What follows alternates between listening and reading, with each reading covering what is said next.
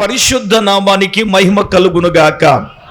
ప్రభువునందు మిక్కిలి ప్రియులారా, ఈ రాత్రి ఇక్కడ కూడి ఉన్నటువంటి దేవుని బిడ్డలైన మీకు అందరికీ కూడా, అలాగే విశ్వాస వాక్కు అనే ఆధ్యాత్మికమైన కార్యక్రమాన్ని వీక్షించుచున్న మా శ్రోతలందరికీ కూడా ప్రభు అయిన యేసుక్రీస్తు నామములో అందరికీ కూడా ప్రేమపూర్వకమైన వందనాలు. ఎలా ఉన్నారు? బాగున్నారా? మీరు బాగుండాలని తప్పక మా ప్రార్థనలో మేము జ్ఞాపకము చేసుకుని ఉన్నాము. అలాగే ప్రతి ఉదయం 4:30 నుంచి దాదాపుగా 6 గంటల వరకు మీ అందరి కోసం మేము ప్రార్థన చేయుచున్నాము అని చెప్పడంలో ఏమాత్రం కూడా సందేహం లేదు. ఈ ప్రార్థనలన్నీ నిరంతరము ఆగక మానక మేము ప్రార్థనలు చేయుచున్నామనే విషయాన్ని మేము జ్ఞాపకం చేసుకుంటూ ఉన్నాం. మీకు జ్ఞాపకం చేస్తున్నాను. ఇంకేమీ ఆలస్యము చేయకుండా దేవుని వాక్య ధ్యానములోనికి మనం వెళ్ళబోతున్నాం. ఈ రాత్రి ప్రభువు మనకిచ్చే అంశం ఏదనగా, బలిపీఠమును, కట్టబడిన బలిపీఠమునొద్ద మనకు దొరికే అనుభవాలు. ఆయా సందర్భాలలో పరిశుద్ధ గ్రంథమైన బైబిల్లో కొంతమంది భక్తులు బలిపీఠాలు కట్టారు. కట్టబడిన బలిపీఠాల ద్వారా మనకు నేర్పే అనుభవాలు ఈ రాత్రి మనం ధ్యానం చేద్దాం. నేను 7 అనుభవాలు చెప్తాను. కట్టబడిన 7 బలిపీఠాల గురించి చెప్తాను. మీరందరూ శ్రద్ధగా దేవుని మాటలు ఆలకించాలి. నేను ఒక ప్రశ్న మిమ్మల్ని వేస్తాను, అదేంటో చెప్పండి. పరిశుద్ధ గ్రంథమైన బైబిల్లో మొట్టమొదటిగా దేవునికి బలిపీఠం, అమ్మగారు చెప్పకూడదు, దేవునికి బలిపీఠము కట్టిన వారు ఎవరు? Right, very good. మన అమ్మాయికి చప్పట్లు కొట్టండి, రమ్యకి. యాకోబు కాదు, యాకోబు ఎవరండి? యాకోబు ముందు అబ్రహాం కట్టాడు, అబ్రహాం తర్వాత ఇస్సాకు కట్టాడు, ఇస్సాకు తర్వాత యాకోబు కట్టాడు. మొట్టమొదటిగా దేవునికి బలిపీఠము కట్టింది నోవహు. అదైనా ఎప్పుడంటే జలప్రలయం అయిన తర్వాత అరారోతు కొండ మీద వాడ ఆగిన తర్వాత వారు దిగి వచ్చిన తర్వాత ఆ 8వ అధ్యాయంలో మొట్టమొదటిగా నోవహు బలిపీఠము కట్టాడు. గమనించండి, బలిపీఠము అంటే ఏమిటి? నేనేమంటానంటే, ఇది ప్రాక్టికల్గా మనం చూసుకుంటే ఇది ఆధ్యాత్మికంగా ప్రతి ఒక్కరూ కూడా బలిపీఠము కట్టుకుంటే 7 ప్రత్యేకమైన అనుభవాలు విశ్వాసి యొక్క దైనందిన జీవితంలో వారు పొందుకునే అనుభవం. నేనేమంటానంటే, నువ్వు 7 బలిపీఠాలు కట్టుకోకపోతే ఈ 7 అనుభవాలు మీలోనికి రావు. మొట్టమొదటిగా దేవుని బిడ్డలారా, అబ్రహాము కట్టిన బలిపీఠం. నేను అడుగుతున్నాను, అబ్రహాము జీవితంలో 4 బలిపీఠాలు కట్టాడు. ఎన్ని బలిపీఠాలండి? మాట్లాడాలి. అయితే నేను ఆ 4 బలిపీఠాల గురించి చెప్పను, కానీ అబ్రహాము కట్టిన 2వ బలిపీఠము ఆదికాండ గ్రంథము 12వ అధ్యాయం దయచేసి 8వ వాక్యములో మనం గమనిస్తే, అబ్రహాము గారు కట్టిన 2వ బలిపీఠం చదువు తల్లి. అక్కడ నుండి అతడు బయలుదేరి, చూడండి, బేతేలునకు తూర్పునున్న ఆ కొండకు చేరి పరమటనున్నటువంటి బేతేలుకును తూర్పునున్న ఆయకి మధ్యను అక్కడ యెహోవాకు బలిపీఠము కట్టి యెహోవా నామమున ప్రార్థన చేశాను. పిల్లరా గమనించండి, నేను ఇందాకే జ్ఞాపకం చేశాను. అబ్రహాము గారు 4 బలిపీఠాలు కట్టారు. 4 అనుభవాలు గత కాలములో మనం ధ్యానించాం. అయితే ఈ రాత్రి అబ్రహాము కట్టిన ఈ బలిపీఠము ద్వారా మనకు ఏ అనుభవం అంటే ప్రార్థన అనుభవం. చెప్పండి, ఏ అనుభవం? ఇక్కడే రాశాడు, యెహోవాకు బలిపీఠము కట్టి ఏం చేశాడంట? యెహోవా నామమును ఏం చేశాడు? ప్రార్థన చేశాడు. దేవుని సంగమా, దేవుని బిడ్డలారా, టీవీ ముందు కూర్చుని వాక్యం వింటున్న క్రైస్తవ సహోదరి సహోదరులారా, మన ఆత్మీయ దైనందిన జీవితంలో మనము ప్రార్థన అనే బలిపీఠాన్ని కట్టుకోవాలి. క్రైస్తవుని జీవితంలో ప్రార్థన మరుగైపోయింది. పూర్వకాలం మన భక్తులు మనకు నేర్పింది, మన ఆత్మీయ తల్లిదండ్రులు మనకు నేర్పింది ఏమిటంటే ప్రార్థన నేర్పారు. తెల్లవారుజామున లేచి చేసే ప్రార్థన. ఈ రోజున నేనేమో మిమ్మల్ని ఇబ్బంది పెట్టాలని కాదు, కానీ నేనేమంటానంటే ఈరోజు ప్రార్థన లేకపోతే మన సమస్యలకు పరిష్కారము దొరకదు. అలాగని సమస్య కోసం ప్రార్థించిన తర్వాత, పరిష్కరించిన తర్వాత ప్రార్థన మానేద్దామా? పౌలు గారిలాగా అట్లా అనరాదంటాను నేను, అంతకన్నా ఏమన్నాం అంటే ఈ రోజున అబ్రహాము యొక్క జీవితంలో కట్టిన రెండో బలిపీఠం ఏం చేశాడు అంటే ప్రార్థన చేశాడు. అంటే నేనేమంటానంటే ప్రతి ఒక్కరి జీవితంలో యవనస్తులైనా పెద్దవారైనా నడవరుసుకులైనా ఎవరైనా ప్రార్థనా బలిపీఠాలు మనము కట్టుకోవాలి. ఆమేన్. ఆగిపోయిన ప్రార్థనా జీవితాన్ని తిరిగి కొనసాగించండి. నీ ఆత్మీయతలో నువ్వు పురుగొల్పబడాలి. ప్రార్థన ద్వారానే ఏదైనా జరిగేది. ప్రార్థన లేకపోతే ఏం జరుగుతుందండి? దేవుని బిడ్డలారా గమనించండి, ఇది ఏమి అనుభవాన్ని నేర్పిస్తుందంటే ప్రార్థన. అందరూ చెప్పండి ఏంటండి? ప్రార్థన. మనందరి జీవితాలలో ప్రార్థన అనేది తండ్రిని అడగడం కదా. మనకెదురయ్యే మన కష్టాలలో, మన బాధలలో, ఏమండి బైబిల్ గ్రంథములో భక్తులైన వారు ఆరుకొచ్చిన కష్టంలో ఏం చేశారండి? చేసే శక్తి లేనప్పుడు, ఎదిరించే శక్తి లేనప్పుడు, ఆ బలం వారికి లేనప్పుడు వారికి కనపడిన మార్గం ఏంటో తెలిసిన ఏకైక మార్గము దేవుని నడుగుట, దేవునిని ప్రార్థించుట. ఇప్పుడు దేవుని మాట విన్నాడు అబ్రహాం గారు. దేవుడేమన్నాడు? నీ దేశాన్ని వదిలే, నీ బంధువులను వదిలే, నీ కలిగిన నీ తండ్రి ఇంటిని విడిచిపెట్టే, అన్నీ విడిచిపెట్టే, నేను నీకు చూపుతున్న దేశానికి వెళ్ళిపోవాలంటే మరో మాట్లాడకుండా బయలుదేరిపోయాడు. ఎవరో? అబ్రహాం గారు. నేను అడుగుతున్నాను, దేవుడు అలా చెప్తే మనం ఏం వదులుతున్నాం? లోకాన్ని వదలగలుగుతున్నామా? ఏమైనా చేయగలుగుతారు? అబ్బే, లోకం వదలం, మనం పరలోకం వదలం. దేవునికి స్తోత్రం. అది వదలం. అదిగా మన బ్రతుకులు ఇలాగ ఏడుతున్నాయి. డెవలప్ అవ్వకపోవడం గల కారణం, అభివృద్ధి అవ్వకపోవడానికి గల కారణం, ఆశీర్వదించబడకపోవడం కారణం, ఎంత ఉపదేశం విన్నా మనలో మార్పు లేకపోవడం. పరిశుద్ధాత్మ దేవుడు చెప్పాడు, ఏంటి చెప్పనా? నువ్వు అందరినీ సెట్ చేసే ఏసు రక్తం వేసేయి, ఎవడైనా నీ మాట వినాలి. ఆమేన్, ఆమేన్. ఆ విధంగా ప్రోగ్రాం డిజైన్ చేస్తున్నాను. చెప్పింది చేయడమే. ఇచ్చేవాడు ఎత్తడు, లేత లేదు. దేవుని కార్యం మాత్రం ఆగదు. హల్లెలూయా. గట్టిగా చెప్పండి, హల్లెలూయా. దేవుని వాక్యానికి నువ్వు లోబడకుండా నా తండ్రికి మొరపెడతాను, నా తండ్రికి ప్రార్థన చేస్తాను. ఎక్కడి నుంచి రాకపోతే యూదులకు వేరొక చోట నుంచి. చెప్పండి, ఎక్కడి నుంచి వస్తుంది? దేవుడు ఒక్కొక్కరు ప్రేరేపిస్తాడు. దేవునికి స్తోత్రం. ప్రేరేపించడా? తండ్రికి బలిపీఠము కట్టి మనం అదే చేయబోతున్నాం. అమ్మగారు షెడ్యూల్ తయారు చేశారు వారానికి. రేపు ప్రకటన చేస్తాను. ప్రతిరోజు డైలీ 7 గంటలు, 5 గంటల నుంచి మధ్యాహ్నం 12 గంటలకు ఒక్కొక్కళ్ళు ఒక్కొక్క గంట, వచ్చే ఆదివారం వరకు కూడా మనము ప్రతిరోజు ఏం చేయబోతున్నాం? ప్రార్థనా బలిపీఠాలు కట్టబోతున్నాం. దేవుడు మన ప్రార్థన వినబోతున్నాడు. గొప్ప కార్యములు ప్రార్థన ద్వారా, మన ప్రేయర్ పవర్ మినిస్ట్రీ ద్వారా దేవుడు చేయబోతున్నాడు. మీ వ్యక్తిగత జీవితంలో దేవుడు చేయబోతున్నాడు. టీవీ ముందు కూర్చుని వాక్యం వింటున్న వారి జీవితంలో చేయబోతున్నాడు. నా కుమారుడా, నీ జీవితంలో నా ప్రభువు చేయబోతూ ఉన్నాడు. నీ గృహ విషయంలో దేవుడు చేయబోతూ ఉన్నాడు. నీ వివాహ జీవితంలో దేవుడు చేయబోతూ ఉన్నాడు. హల్లెలూయా. ఎప్పుడు దేవుడు చేస్తాడు అంటే ప్రార్థనా బలిపీఠాలు కట్టుకోవాలా. ప్రార్థన చేయాలి కదా, తండ్రిని అడగాలి కదా, తండ్రి దగ్గర రోధించాలి కదా.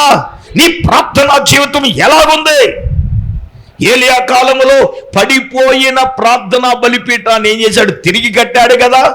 ఇశ్రాయేలీయులకు 12 గోత్రాలలో 12 రాళ్ళు తీసుకున్నాడు ఏలియా గారు బలిపీఠం కట్టడానికి. ఈ 12 రాళ్ళు దేనికి సాదృశ్యం తెలుసా? ఇశ్రాయేలీల యొక్క 12 గోత్రాలకి సాదృశ్యం. నేనేమంటానండి, ఈ రాత్రి ఆగిపోయిన ప్రార్థనా జీవితాన్ని తిరుగు కట్టుకో. తెల్లవారుజామున లేచి ప్రార్థించి అనుభవాన్ని పొందుకో. అప్పుడే కదా అద్భుతాలు మన జీవితంలో జరిగేది, ఆశ్చర్య కార్యాలు చూసేది మన దేవుడు మన జీవితంలో. రెండవదిగా మనం చూసినప్పుడు ఈ పాయింట్ నెంబర్ 1లోనే ఇంకొక ఇస్సాకు కూడా బలిపీఠం కట్టాడు. ఆదికాండ గ్రంథము 26వ అధ్యాయము 25వ వచనంలో మనం చూసినప్పుడు, గెరారు అనే దేశంలో విత్తనం వేసి 100 పొలం పొందిన తర్వాత, దేవుడు అతన్ని ఆశీర్వదించిన తర్వాత, మిక్కిలు గొప్పవాడు అయిపోయిన తర్వాత, ఇప్పుడు ఫిలిస్తీన్లు అందరూ ఏం చేశారు తెలుసా? అబ్బాయి, నువ్వు అర్జెంటుగా ఇక్కడ మా ఊళ్ళో ఉండడానికి లేదు. ఎవడైనా డెవలప్ అయిన తర్వాత అసూయ వస్తుంది. ఇప్పుడు ఇస్సాకు గారు గెరారులో విత్తనం వేసి సార్ అభివృద్ధి చెందాడు. ఓ దాసీలు ఏమంటే మిక్కిలు చూడండి, అక్కడ గమనించినట్లయితే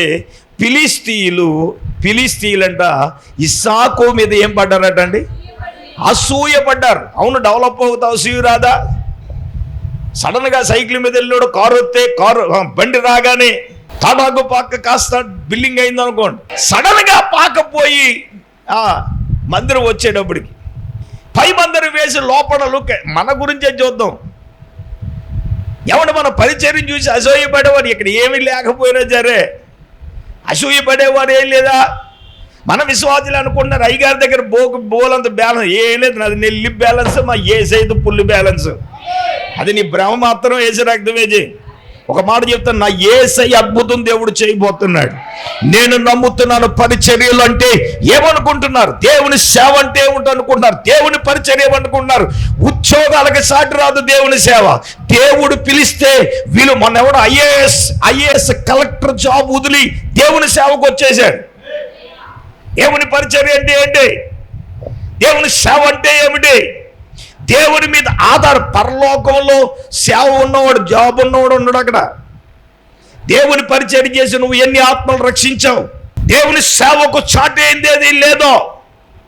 దేవుడు ఏ పిలుపు పిలిచాడో, దేవుడు ఎందుకు మనల్ని ఏర్పాటు చేసుకున్నాడో, మన స్థాయి ఏంటో దేవుని అడిగినప్పుడు, దేవుడు నిన్ను ప్రత్యేకించుకున్నప్పుడు దేవుని సేవే చేయాలి. ఆమేన్. నేను ఎప్పుడు ఏం చెప్తాను? నువ్వు ప్రార్థన అడిగి దేవుడు ఏం చెప్తే అది చేయంట. ఏం చెప్తాను చెప్పండి? దేవుడు అడిగితే దేవుడు చెప్పడా? నువ్వు ఇది చేయని చెప్పడా? ప్రత్యక్షపరచడా? దేవుడు మాట్లాడతాడా లేదా? చెప్పండి. ఏ రూపంలో అయినా ఎలాగైనా దేవుడు మాట్లాడతాడు. ఇప్పుడు అసూయపడి పంపించేశారు ఇస్సాకుని. ఏం చేయాలో తెలియదు. బావులు తవ్వితే అక్కడ నిరాశ అయిపోయింది. ఆ రాత్రి బెహర్షెబాకు వచ్చాడండి ఇస్సాకు గారు. ప్రయాణం ఏంటో తెలియదు. ఒక్కొక్కసారి జీవితంలో అంతా గందరగోళం అయిపోతుంది. నా హ్యాపీ లైఫ్, నాకు అప్పు లేదు, అయ్య బాబు నా ప్రాణం అన్నాడు. సడన్గా జీవితం మారిపోద్ది. ఇస్సాకే మారిపోయింది, మనకు మారదా? అలాగే నేను అనుకున్నాను, అప్పులు తీర్చేసింది కదా, హాయిగా ఉన్నామంటే అప్పుడే స్టార్ట్ అయ్యి హెచ్చ రక్తం వేజేయి. ఆశీర్వాదం ఎక్కితే కళ్ళు నెత్తికెక్కిపోయి హెచ్చ రక్తం వేజేయి. దేవునికి దూరమై దేవుని సన్నిధికి రాకుండా చేయకుండా ఉంటే హల్లెలూయా, స్తోత్రం కలుగునుగా. మరి ఏం తెలియక జీవితంలో నిరాశ అయిపోయి, ఏమండే ఒక దారి మధ్యలో ఉంటే, బెహర్షెబాలో ఉంటే ఇస్సాకుతో దేవుడు ఆ రాత్రి మాట్లాడాడు. ఆదికాండ గ్రంథం 26వ అధ్యాయం 24 25వ వచనంలో దేవుడు మాట్లాడాడు ఆయనకి. వెంటనే 25వ వచనం చదివే తల్లి. ఆ రాత్రి 25వ వచనం చదివే, 26 25. చూడండి, 24వ వచనంలో దేవుడు అబ్రహాముతో చదివే, ఎందుకన్నా మంచిది. 24వ వచనం. ఆ రాత్రి యెహోవా అతనికి ప్రత్యక్షమై, నీ తండ్రి అయిన అబ్రహాము దేవుడును, నేను నీకు తోడయున్నాను, నా దాసుడైన ఓకే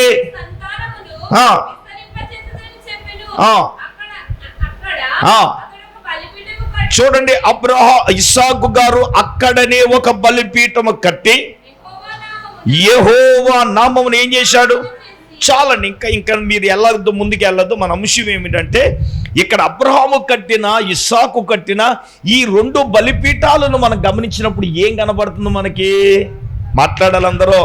ఏం కనపడుతుందరా తల్లులారా? అవునండి, ప్రార్థన అనుభవాన్ని నేర్పిస్తుంది. ఈ రాత్రి పరిశుద్ధాత్ముడు మాట్లాడే మాట ఏంటో తెలుసా? మన దైనందిన జీవితంలో మనము ప్రార్థనా బలిపీఠాలు కట్టుకోవాలి. ఇది మొట్టమొదటిదిగా. రెండవదిగా మనం చూసినప్పుడు యాకోబు గారు. ఎవరండి? యాకోబు గారు. ఆదికాండ గ్రంథములో దేవుని బిడ్డలారా 28వ అధ్యాయంలో అయ్యగారు ప్రార్థన చేస్తారు. ఏమనంటే, అయ్యా నీవు నాకు తోడుగా ఉండాలి, తినడానికి ఆహారం, కట్టుకోవడానికి వస్త్రం తోడుగా ఉంటే నేను మళ్ళీ ఎక్కడ నువ్వు నాతో మాట్లాడవో ఆ బేతేలునకు వచ్చి నేను ఏం చేస్తానన్నాడు, మందిరం కడతానన్నాడు. విషయం ఏమిటంటే వెళ్ళాడు. ఈ స్టోరీ అంతా మనకు తెలిసిన విషయమే. అయినా సమయానుభావం బట్టి నేను ముందుకు వెళ్ళడానికి ఇష్టపడుతున్నాను. మాంగారు దగ్గరికి వెళ్ళాడు. అన్నగారు మోసం చేసి ఇతడు వెళ్తే మాంగారు ముసుకేసి యాకోబును మోసం చేశాడు. రక్త వేచి 7 సంవత్సరాలు ఇద్దరి కోసం కొలువు చేస్తే, మంద కోసం ఇంకొక 6 సంవత్సరాలు కొలువు చేస్తే టోటల్ ఎంటైర్ 20 సంవత్సరాలు ఆ యాకోబు గారు తన మామగారి దగ్గర ఏం చేశాడు, కొలువు చేశాడు, సంపాదించాడు, అన్ని వ్యవహారం అయింది. మళ్ళీ అతడు తిరిగి ప్రయాణం అయ్యాడు. తిరిగి ప్రయాణం అయిన తరువాత బేతేలునకు వెళదామని యాకోబు గారు లేచాడు. ఆదికాండ గ్రంథం 35వ అధ్యాయంలో మనం చూసినప్పుడు 1 నుంచి 3 వచనాలు చదువుదాం. దేవుడు యాకోబుతో లేచి, నువ్వు బేతేలుకు వెళ్ళి అక్కడ నివసించు, నీ సహోదరుని యాసావు ఎదుటను నువ్వు పారిపోయినప్పుడు నీకు కనబడిన దేవునికి అక్కడ బలిపీఠము కట్టమని చెప్పగా, యాకోబు తన ఇంటి వారితోనూ తన యొద్దనున్న వారందరితోనూ మీ యొద్దనున్న అన్య దేవతలను పారవేసి మిమ్మును మీరు సుపర్చుకుని మీ వస్త్రాలు మార్చుకునండి, మనము లేచి బేతేలుకు వెళుదము.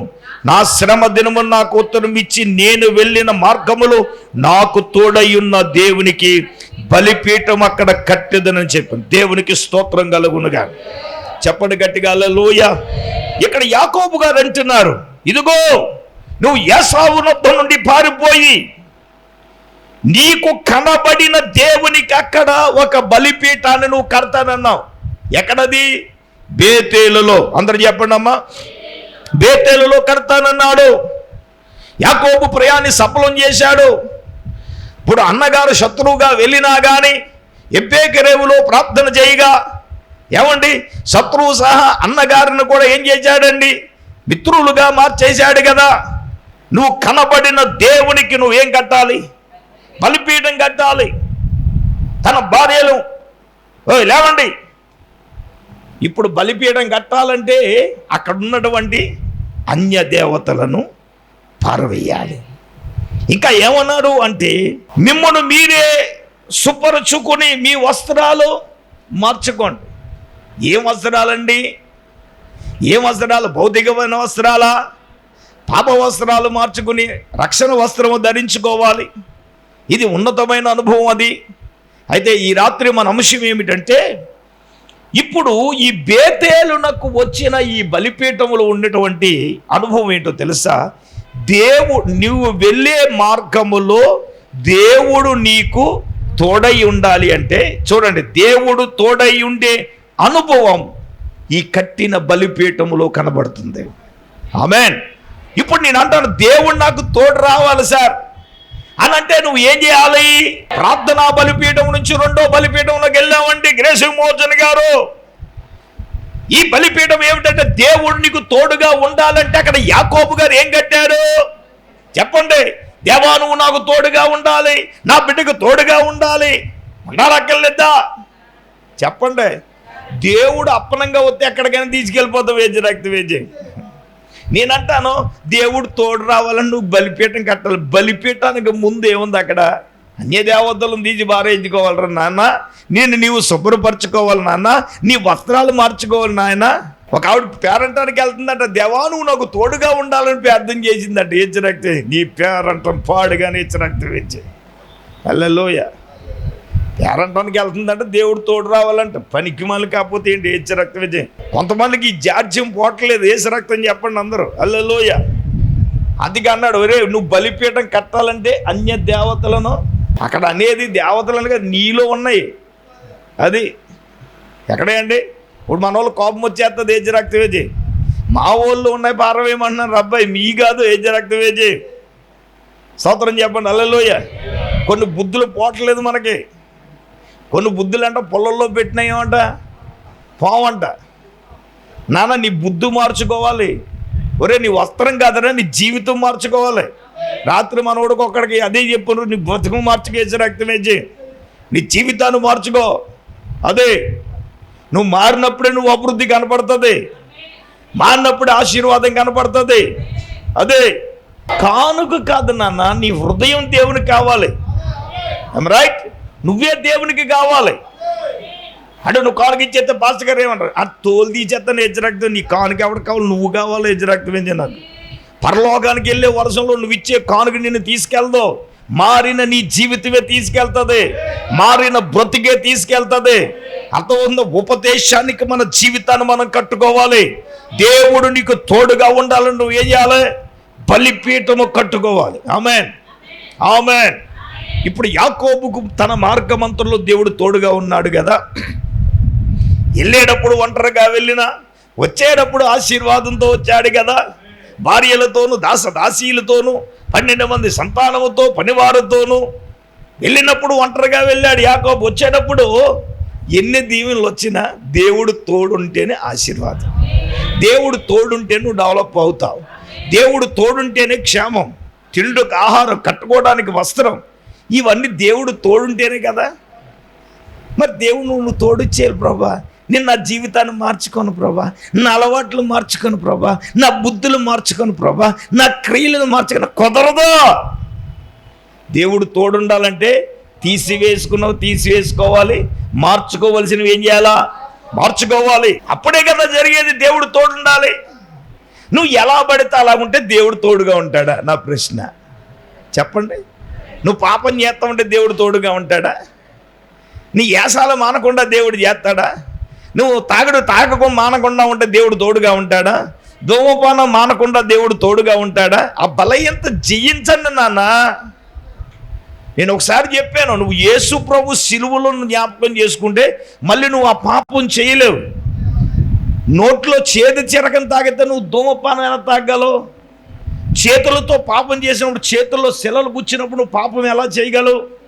తలంపులతో ఆలోచన, పక్కలో బలిపోడు పొడిచారు కదా.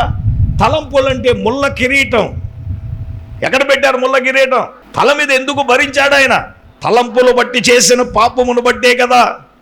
సిలువులో పొందిన నువ్వు గాయాలు జ్ఞాపకం చేసుకుని నువ్వు పాపం చేయలేవు, నువ్వు జయించలేకపోతున్నావు అంటే దాని మీద నువ్వు బానిసయ్యావు. పాపం చేసిన వాడు పాపానికి ఏమవుతున్నాడు? దేవుడు తోడుగా ఉండాలంటే, నేను చెప్తున్నాను, దేవుడు పరిశుద్ధుడు కాబట్టి నీకు తోడుగా ఉండాలంటే నువ్వు పరిశుద్ధుడిగా ఉంటేనే దేవుడు నీకు తోడుగా ఉంటాడు. దేవుడు నీతిమంతుడు కాబట్టి నువ్వు నీతిగా ఉంటేనే దేవుడు తోడుగా ఉంటాడు. దేవుడు యథార్థవంతుడు కాబట్టి నువ్వు యథార్థంగా ఉంటేనే దేవుడు తోడుగా ఉంటాడు. నువ్వు ఎలా పడితే అలాగుంటే దేవుడు తోడుగా ఉండడు. నీ జీవితం మార్చుకో. సరే, ఇది కట్టిన రెండవ బలిపీఠం. మూడవదిగా మోషే కట్టిన బలిపీఠం. నిర్గమాకాండం 17వ అధ్యాయంలో ప్రియులారా మనం గమనించినప్పుడు అమాలేకీయులు ఎవరి మీద యుద్ధం చేయడానికి వచ్చారంటే ఇశ్రాయేలీల మీద యుద్ధం చేయడానికి వచ్చారు. అప్పుడు మోషే అహరోను ఊర్లు కొండ మీద శిఖరం ఎత్తారు. మనకు తెలుసు కదా, మోషే గారు చెయ్యి ఎత్తినప్పుడు ఇశ్రాయేలీలు గెలిచారు, మోషే చేయి దించేటప్పుడు అమాలేకీయులు గెలిచారు. అందుచేత మోషే గారు ఇంకా చేతులు అలా ఎత్తుతూ ఉంటే ఓ రాయి మీద కూర్చున్నప్పుడు అహరోను ఊరిలో ఒక ప్రక్కన ఏమండి అతను చేతులు పట్టుకున్నాడు. వినండి, వాళ్ళ చేతులు సూర్యుడు అస్తమించే వరకు అలాగుండగా గమనించండి, దేవుడు ఇశ్రాయేలీల తన ప్రజలకు శత్రువుల మీద జయాన్ని అనుగ్రహించినప్పుడు నిర్గమాకాండం 17వ అధ్యాయం 14-15 వచనాలు చూద్దాం. అప్పుడు యెహోవా మోషేతో ఇట్లనెను, ఆకాశము క్రింద ఉండకుండా బొత్తిగా తుడిచివేదును గనుక జ్ఞాపకార్థముగా గంధములో దీన్ని రాసి తర్వాత మోషే ఒక బలిపీఠము కట్టి దానికి యెహోవా నిస్సి అని పేరు పెట్టాడు. దేవునికి స్తోత్రం. యెహోవా నిస్సి అంటే అర్థం ఏంటి తెలుసా? దేవుడే, యెహోవాయే మాకు ధ్వజం. అందరూ చెప్పండి ఏంటి?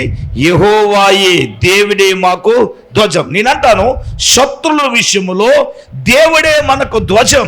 ఈ అనుభవం ఏంటో తెలుసా? నీ శత్రువుల మీద నీకు దేవుడు విజయాన్ని కలగజేయాలంటే యెహోవా నిస్సి అంటే ఏంటో తెలుసా? దాని అర్థం దేవుడే మాకు, యెహోవాయే మాకు ధ్వజం. శత్రువు ఏలుబడి చేయట్లేదంటే ఏలుబడి చేస్తున్నాడు కుటుంబాల్లో. ఆడు ఏ విధంగా ఏలుబడి చేస్తున్నాడు అండి? చాలా రకాలుగా ఏలుబడి చేస్తున్నాడు శత్రువు.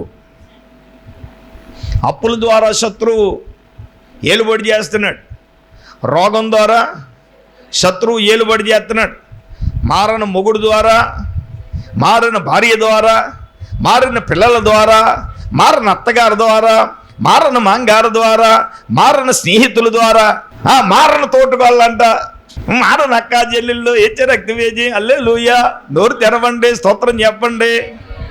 శత్రువులు ఉన్నారంటే ఉన్నారు. శత్రువులతో నిరంతరము పోరాటం కదా. మారణ బావగారులు కూడా ఉన్నారమ్మోయ్, మనే మాంగారు ఉన్నారు, అత్తగారులు ఉన్నారు, బావగారులు ఉన్నారు. ఎక్కడ ఆలోచిస్తున్నావు? రక్తవేజి, హల్లెలూయా, స్తోత్రం కలుగును గాక. పోరాటమే చేస్తున్నారు కదా. వాళ్ళు పెట్టడం వల్ల దాని దగ్గర నుంచి డబ్బులు లేకేద్దామని చూస్తున్నారు. దొంగ నా కొడుకు రక్తవేజి, హల్లెలూయా. ఏదో పెద్ద ఉద్ధరించినట్టు, పెద్ద ఏదో చూసినట్టు రక్తవేజి. ఇటువంటి మారణ సమాజం, మారణ వ్యక్తులు మన మధ్యలో ఉన్నప్పుడు వాళ్ళు మనకి ఎవరండి? శత్రువుని కదా. నేనేమంటానండి, యెహోవా నిస్సి అనే బలిపీఠం నువ్వు కట్టుకుంటే నీ శత్రువుల విషయంలో దేవుడే నీకు ధ్వజం. ఆమేన్. దేవుడే ధ్వజంగా ఉన్నప్పుడు నీ కుటుంబం మీద, నీ వ్యక్తిగత జీవితంలో ఏలుబడి చేసే శత్రువు మీద నువ్వు విజయాన్ని చూడగలవు. కారణం ఏంటో తెలుసా? నువ్వు ఈ శత్రువుని ఏమి చేయలేవు. దేవుడే నీకు ధ్వజంగా ఉన్నప్పుడు శత్రువు మీద నువ్వు జయాన్ని పొందగలవు కదా. నీ శత్రువు మీద నీకు విజయం కావాలి, నీ శత్రువు మీద నువ్వు విజయం పొందుకోవాలి, విజయాన్ని నీ జీవితంలో నువ్వు చూడాలి అని అంటే ఎప్పుడు నువ్వు చూడగలవు, ఎప్పుడు నీకు ఇవ్వగలడు అంటే యెహోవాయే నీకు నిస్సిగా ఉండాలి. అక్కడ బలిపీఠం కట్టి ఏం పేరు పెట్టాడండి అంటే నేనేమంటానంటే నీ శత్రుల విషయంలో దేవుడే నీకు ఈ ధ్వజం. ఈ అనుభవం మనకి మోషే గారు కట్టిన బలిపీఠం ద్వారా పరిశుద్ధాత్ముడు మనకు నేర్పిస్తున్నాడు కదా. ఇశ్రాయేలీయులకు మోషేకి శత్రువులు ఎవరండి? అమాలేకీలే కదా. దేవుడు చేతులెత్తినప్పుడు ఇశ్రాయేలీయులకు ఏం కలిగింది? మోషే గారు చేతులు దించినప్పుడు ఏం కలిగింది? మరి దేవుని సన్నిధిలో నువ్వు చేతులెత్తు స్తోత్రం చెప్తే నీకేం వస్తుంది? స్తోత్రం చెప్పినా చేతులు ఎత్తకపోతే ఏం వస్తుంది? నీకు శత్రువుల మీద విజయం కావాలంటే స్తోత్రం చెప్పినప్పుడు చేతులు ఎత్తండి.